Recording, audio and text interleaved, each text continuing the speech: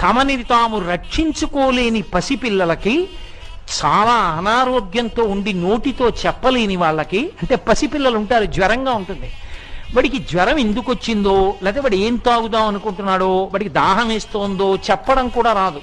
అటువంటి పసిపిల్లలు అనారోగ్యంతో ఉన్నా, వృద్ధులు అనారోగ్యంతో ఉన్నా ఇప్పటికీ ఒక ఆచారం ఉంది. తలకట్టున దుర్గా సప్తశతి పెడతారు.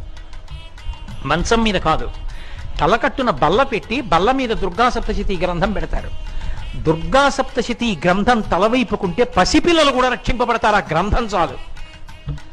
అంటే దుర్గా అన్న పేరు, ఆవిడ శ్లోకాలు ఉన్నటువంటి ఆ మంత్రపూరితమైన సప్తశతి గ్రంథం ఎంత గొప్పవో మీరు అర్థం చేసుకోవచ్చు.